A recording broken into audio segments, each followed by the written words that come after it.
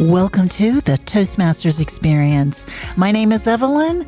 Get inspired by today's Toastmasters Insights. Enjoy the show. And welcome to another episode of the Toastmasters Experience. I am excited, delighted to have Lydia Burchell in the studio today. And I'm just so grateful. I love it when people are able to make it into my studio in the Blue Mountains. So welcome, Lydia.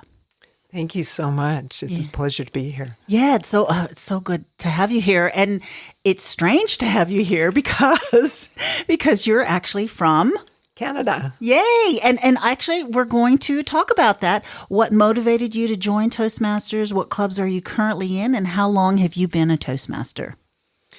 What motivated me to start at Toastmasters was I had taken a public speaking program because I was getting into sales as a sales rep.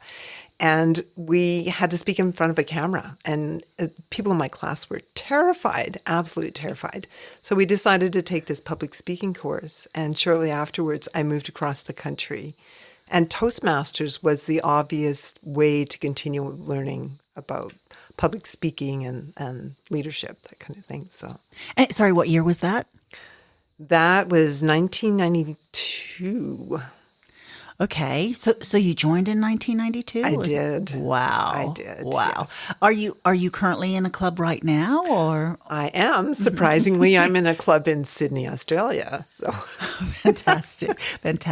We're actually in the same club. It's at Stage Time Toastmasters, which does meet online, and that's one of the reasons you joined, because it's online and in person. Yes. So when you first joined, where was that?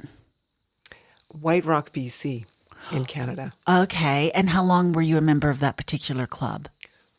I think a couple of years. I did end up joining several other clubs, but that one in particular for a couple of years. What roles were you involved with when you joined the club? I mean, did you like speaking? Did you like being part of the executive? What did you like? I actually liked the leadership roles. One of the things that I joined in December of 1992, and there used to be a conference in the spring and in the fall.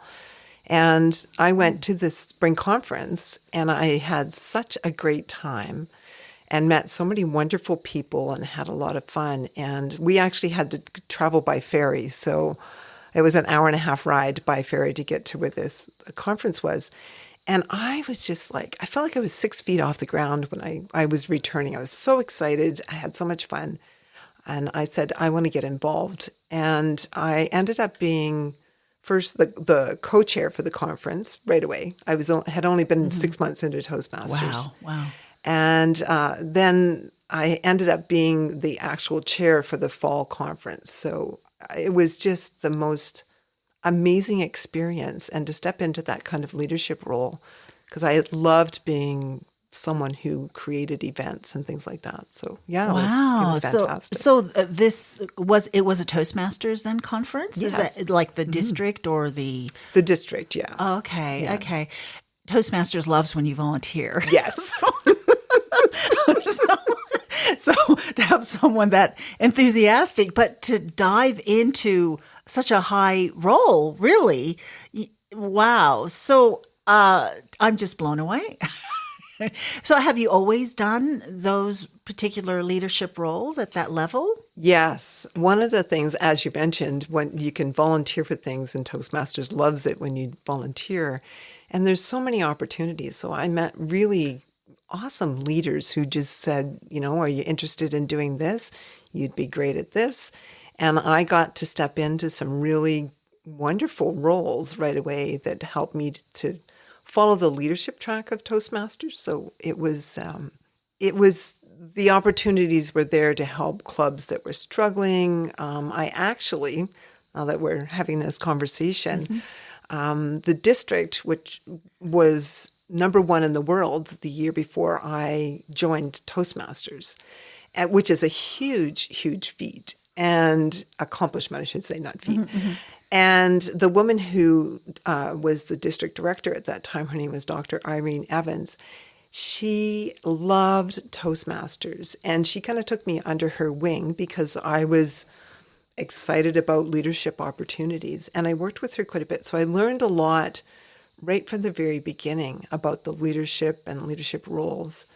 And it was such an amazing experience. Wow. Can you just backtrack? How do you become the number one district of Toastmasters? How does that work? Well, it depends. So the way that Toastmasters is set up, it's a really excellent education system. And it's all about the members' success. So every time people do their speeches and they do different levels, they take a leadership role, they get credit for things. And the more credits in the district, there's goals to meet. And if you meet those goals, then you're become a distinguished district. Like this year for us, this is 2024, this year at the 100th anniversary in Anaheim, District 96, they were a distinguished district. Okay. So when it's kind of like your club can be distinguished. Yes, yes. So this would be the district was distinguished. So they met all the criteria and it's very challenging. I bet. So I think that knowing Dr. Irene Evans, she just wanted to go for that, set that goal. And she was, I want to say relentless, which she was, in getting people into leadership, helping people go beyond their boundaries, not beyond their boundaries, but beyond their limits, to really step into leadership roles, or if it was speaking, to get those accomplishments. And So how many different clubs have you been in? I think it's probably about 15 clubs, something like that, over the years. Oh, over the years. Yes. And just out of curiosity, do you like going to different clubs or because, obviously you do. Yes. Yes. That was a stupid question, but because I've been in my Blue Mountains Club for 17 years, and with just dabbling in one or two and getting out of my bubble after 10 years. Mm-hmm. So what do you find going to or joining all these different clubs? It depends. Every club is different. Yeah. Every club has their own culture. So some of those were advanced clubs. One was a dinner club with a lot of very experienced Toastmasters in it. Mm-hmm. There was a club one that I really loved was at a college. And usually it's difficult for college clubs because they take breaks, or if it's a lot of students in the club, they take time out to study for exams, those kinds of things. But this club is in a very central location, and we meet from 5 until 6:30. Mm-hmm. So it's good for students, but it also has a lot of community members. So it's a very fun club. We do a number of fun things. Okay. And the great thing is to watch students come in and really learn how to embrace their leadership, because there's lots of leadership opportunities, and learning speaking.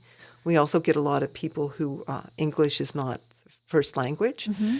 And so, it's always been a very successful club, lots of great membership, that kind of things. Wow. Yeah. So have you lived in British Columbia the whole time? No, I'm actually from the east coast of Canada. Oh, okay. From Nova Scotia. But I've been more than 30 years in Western Canada, in BC. Western Canada and in BC. So all these particular clubs have been in that area, except, of course, the online clubs, I'm assuming. Yes. Yeah. So have you joined many online clubs after COVID? Not particularly. I really do enjoy the live. Online is great. And I actually ended up being a district director when we had to shift everything to online. So it was a big challenge to get people to convert. A lot of people didn't want to do the online thing. They weren't used to it. So I find there's a lot of great things that happen being online in online clubs. Yeah. But there's something also very special about meeting one-to-one, meeting live. Yeah, of course. And you went to Anaheim as well as I did, and I am in another online club. But when you finally meet them, even though you've known them for years, it's like, oh my God, you're not what I expected at all. Yes. It's so interesting. It is. It's a different dynamic. Learning how to speak on Zoom is totally different, but I think there's value in it as well. So that must have been difficult to transition So when COVID happened, you said you were district director. Yes, and it was my second time around, so I had quite a bit of experience. Like I knew a lot about the role already, but I was in a different district. It was really, I think every district director at that time had a lot of challenges because, trying to hold speech contests, for example, there was all new rules about pretty much everything that we were doing. And like I said, a lot of people didn't know how to transition into that. It was quite a bit of shock for everybody, I Yeah, think. it was. And I think we also, Toastmasters experienced a decline in membership as well. Yes. So that Yes. was quite difficult. Although we did have some who said, I don't know how I would have made it through if I hadn't been in Toastmasters. That's true. That's Yes. true because we were able to have that connection still. So Yes. that was a good thing. There were so many bad and good things about COVID, but that was a good thing. Yeah. So you said you've been district director twice. Now just take me through the first time you were district director. What made you decide you wanted to go down that path? I think after my experience in leadership, like I said at the beginning, with being a conference chair immediately, I always went the leadership path because Toastmasters has the communication, like the speaking side, and then they also have the leadership side of things. And I loved the leadership opportunities. It's just there's something about watching people develop and grow and giving them that opportunity from a leader perspective. Just allowing people to fully blossom into Toastmasters. Yeah. And I love that part of it. So the leadership, I mean, Toastmasters is excellent at providing us with the space and the tools and really the people to be practice leadership. Yeah. I always thought it was kind of like the leadership gymnasium where you could go in and practice. Build your leadership muscles kind of thing. That's true. I mean, you do have to, when you speak, it is a muscle, isn't it? It is. Because if you don't use it, you lose it. So Yes. that is one good thing about Toastmasters, and it's such a supportive environment. It's not like we're going to get fired. Yes. Unless you're really, really, Really, really bad. So was it hard being a leader to find volunteers? Sometimes it is, but one of the great things is if you pay attention to people and what their goals are. I mean, sometimes even in public speaking, people still hide. They have a lot of talent, but they don't share it. And if you become good at watching, what people are good at, what they gravitate to, that kind of thing, I have seen just some life-changing things happen. I shared a story the other day about someone, he wanted a certain role. He wanted to MC an event and he wasn't ready. And we knew that, but he worked so hard to help it with one of the conferences that it was like, oh my goodness, this guy is very talented. Like, let's just give him opportunity. And he's now a professional speaker. He's a professional paid speaker. Wow. So we put him in the right environment. Yeah. And when you do that, people step up. Like when you believe in people and show them that you believe in them, something magical seems to happen and people step up into those roles. Yeah. I think people are surprised that Toastmasters offers these leadership opportunities because most people think about speaking and become a better speaker, I want to be a professional speaker. But someone shared with me just the other day that in their role as a district leader, they spoke more than people at meetings. Yes. And I thought, oh my gosh, I never even realized that. Because, So I guess as a leader, you're given more opportunities to speak. Absolutely, because you have to travel around to different clubs or different area or division events. The conference, you have to speak at that. And meetings, like for your team, you have to lead your teams. Meetings, we had to do a lot of meetings, like phone calls and things like that. Because some in Canada, our district, there's a major area around Vancouver, but then the rest is up north. And so there's a very long distance in between. So people can't just drive to get to a meeting. They have Yeah. to. So you live in British Columbia. Yes. So how far do you have to drive to get to all these different places? And you said something about catching a ferry. I mean, Well, it yeah. used to be, and I actually think it's going back to this, is all of the province of British Columbia was a district. So when I joined, it was District 21. And then when a district gets to a certain size, usually I think it's around 300 clubs, they divide it. So Okay. they Yeah. divided BC into two different districts.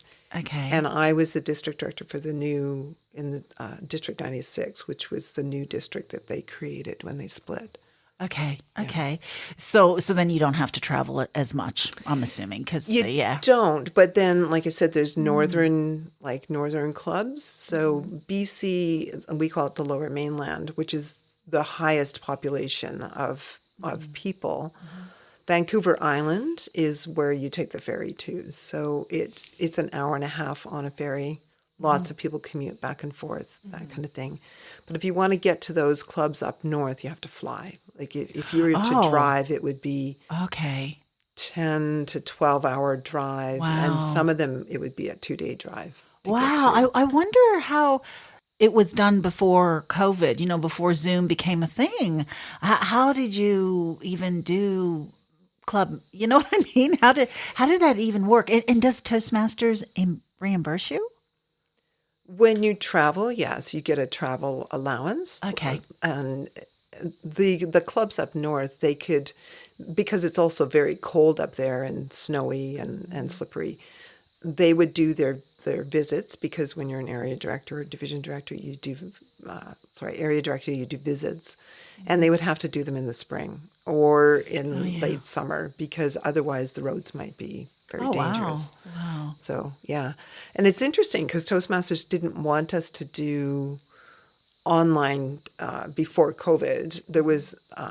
We weren't allowed to do training online, except we would get an exception. We were allowed to do training because Because otherwise they yeah. just couldn't, the leaders just couldn't get the training that they were Yeah. supposed to have. Yeah. So you said you've been district director twice.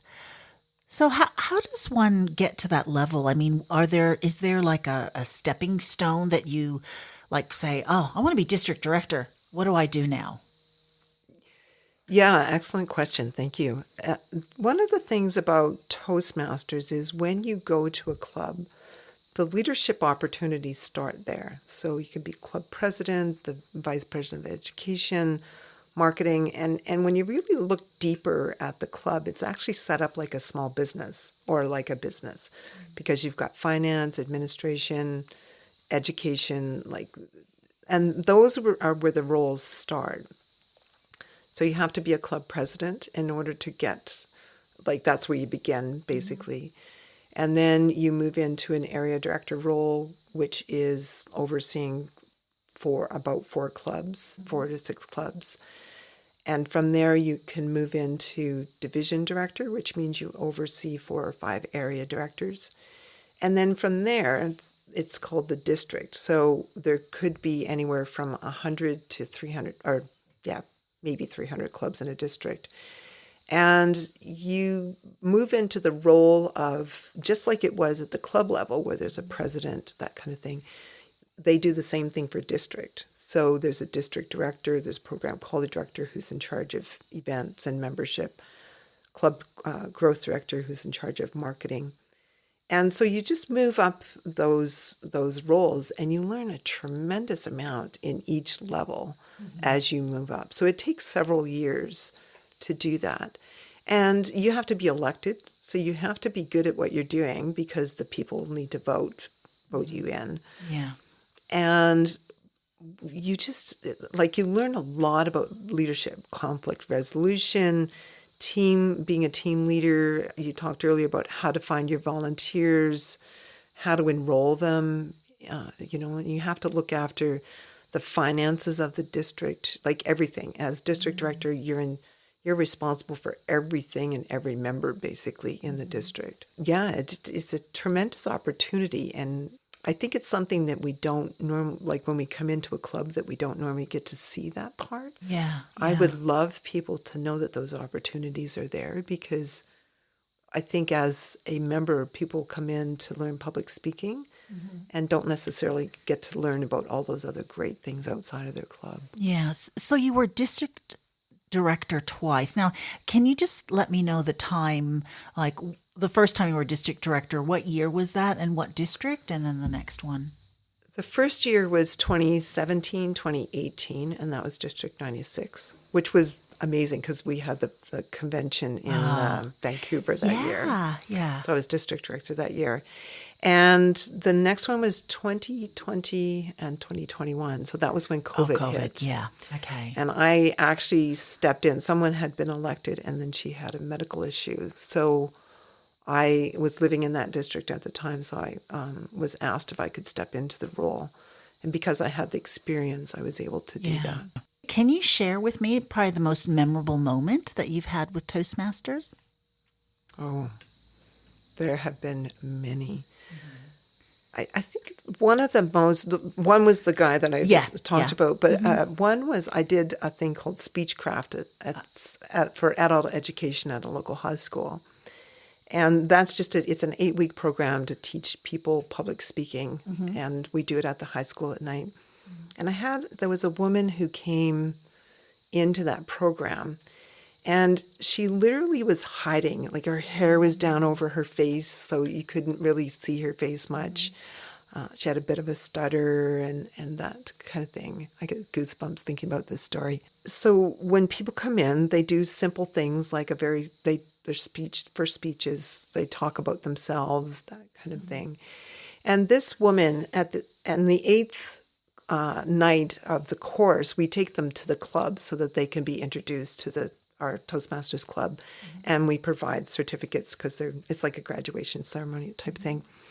And in that 8-week span, this woman just opened up. Like, she got her hair cut. You could see her face. At one point, like, she stopped stuttering. She joined the club. We invite people to join the club. And she was a beautiful writer. She would take, for the roles, like, for example, Timer, she wrote a poem the night that she had to do, that was her role. She went on into leadership. She went back to teaching. Like, it just changed her life. Yeah. And it was just an 8-week public speaking course. And that was just what she needed to get her, on track with her life again. So it was just... And those were the things that I love. Those are the things I love about Toastmasters is it's almost like people feel like they've gotten permission to be opened up again. And part of that is the evaluation, like when people get that feedback after their speech or they've done a role or something like that.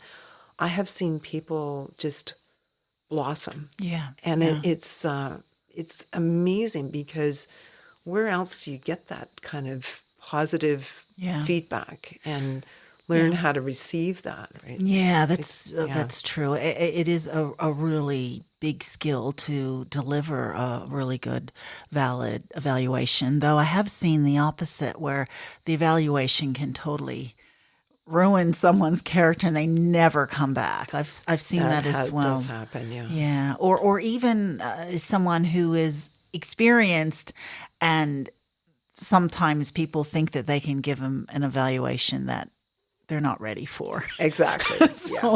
Yeah. I always try to let people know, take what works for you. Yeah. You don't have to follow everything that you get in an evaluation. Yeah. Because you're right. Some people, they may be more experienced and not realize that they're not actually helping the person, but they're doing some damage. Yeah. But it's so good when you see these life changing.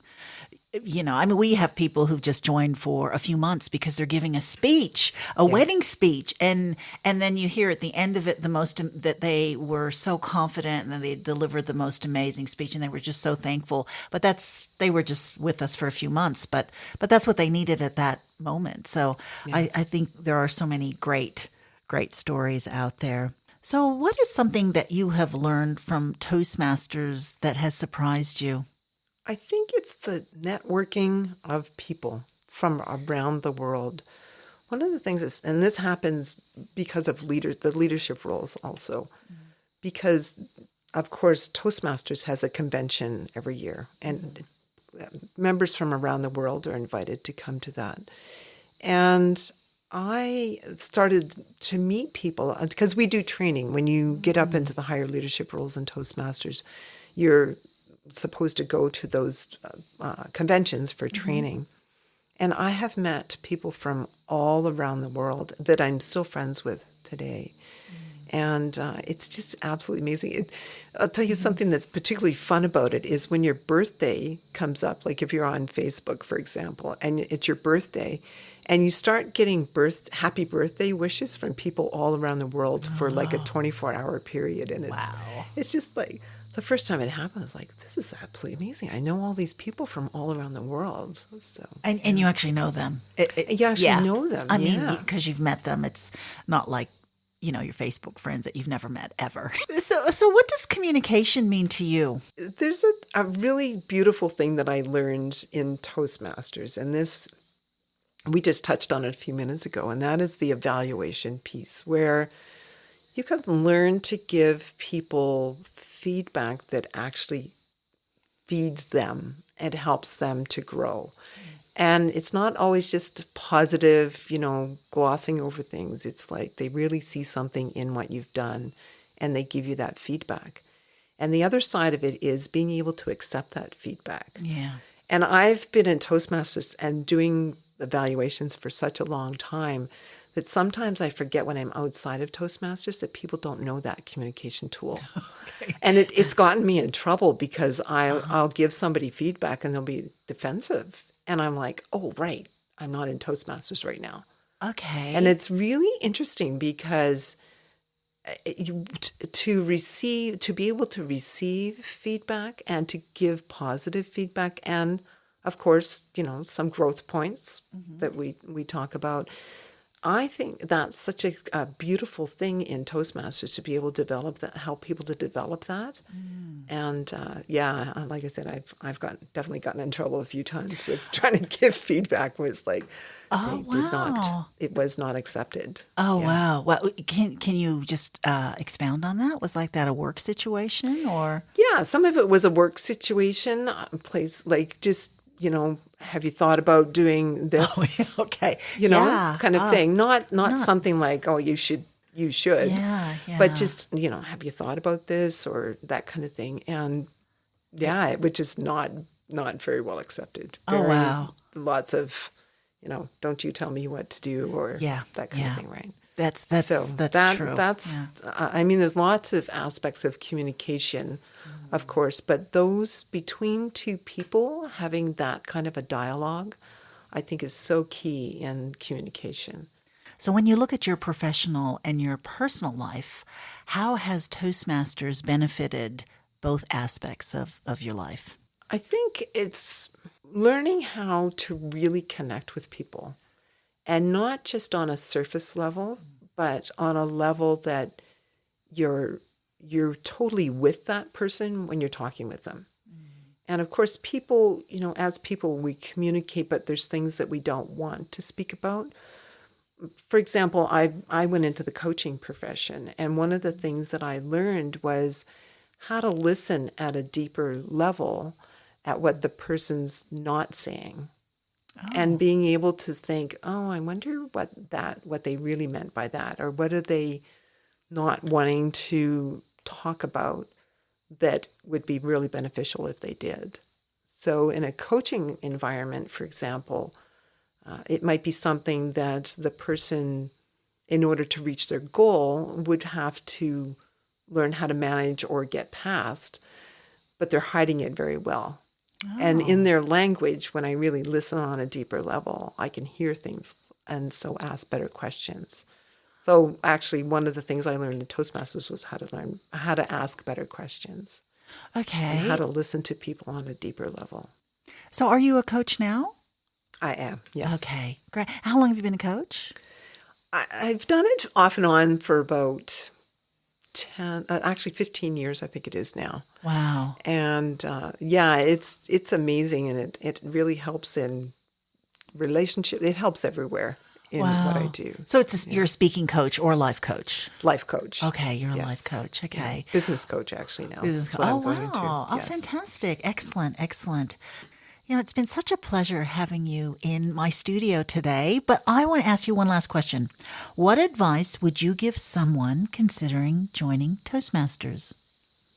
The first thing that comes to my mind is to just do it. And I know it's a scary thing because we've had people say, I wish I had done this 10 years ago.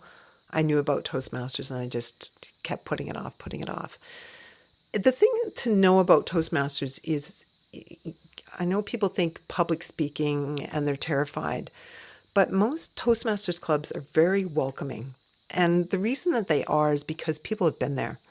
They've been to that place where they're terrified of public speaking. So usually when you walk into a Toastmasters club, people are coming from that perspective. They know that it's a terrifying thing to walk, or it might be a terrifying thing to walk into the door. The other thing is what Toastmasters allows people to do is check out clubs. So when you go to a club, you don't have to join it. You can go check out a few different clubs and ask people what's their experience. Ask them, what they think would be the good thing for you to do. Like clubs will ask you to join, but you don't necessarily have to do that. Just go check some out. Find one that's a good fit for you because, like I said in the beginning, every club has a different culture. Some have different themes that they focus on, and that kind of thing. So, yeah, it's a really good opportunity to just go check it out. Yeah. Oh, that's fantastic. Thank you so much for coming in today. You're welcome. My pleasure.